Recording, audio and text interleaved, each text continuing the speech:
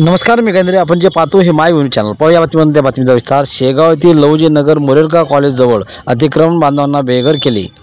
त्यांच्या घरावर बुलडोजर चढवला, त्यांचा संसार उघड्यावर केला. त्या मातंग बांधवांना राहण्याला घर नाही, हाताला काम नाही, अशा गरीब बेघर बांधवांना रस्त्यावर भीक मागण्याची पाळी या शासनाने आणली आहे.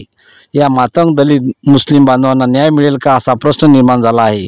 या गरीब मातंग दलित मुस्लिम बांधवांना न्याय मिळण्यासाठी 17/3/2025 पासून अमरण उपोषण मातंग समाजाचे सम्यक समितीचे संस्थापक अध्यक्ष संजू बोदळे यांनी उपोषण सुरू केले आहे. मायभूमीचा ग्राउंड रिपोर्ट.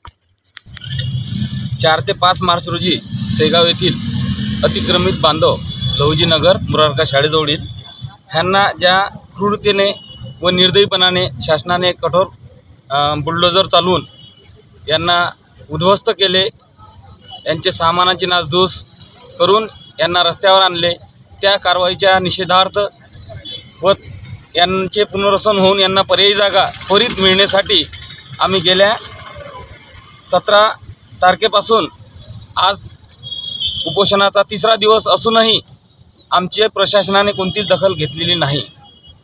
करिता माझी प्रशासनाला व मुख्यमंत्री साहेबांना एक विनंती आहे की या देशामध्ये जो गोरगरीब बांधव आहे, जो कष्टकरी आहे, जो कामगार आहे, जो 1990 पासून या अतिक्रमण धारक जे आहेत, जे या घरकुल साठी GR नुसार पात्र असून सुद्धा यांची कोणतीच मूलभूत सुविधा न देता, पर्यायी व्यवस्था न करता यांना जे क्रूरतेने उठवण्यात आले, त्या प्रकरणाची चौकशी होऊन या जिल्हाधिकारी व जिल्हा प्रशासनाने केलेली ही कारवाई अत्यंत चुकीची असून आम्ही मुख्यमंत्री साहेबांना एक विनंती करतो की यांचं लवकरात लवकर पुनर्वसन व्हावं, यांना पर्यायी व्यवस्था व्हावी, यांचे घरकुल यादीमध्ये नावं समाविष्ट करण्यात यावे. यासाठी आम्ही उपोषणात बसलेले आहोत, परंतु अजूनही अद्याप आमची दखल घेतली नाही. करिता मुख्यमंत्री महोदय, आपण आमच्या उपोषणाची दखल घ्यावी व गोरगरीब बांधवांना घरकुले, पर्यायी व्यवस्था या सर्व सुखसुविधा उपलब्ध करून द्याव्या. एवढे बोलतो. जय भीम, जय लवजी.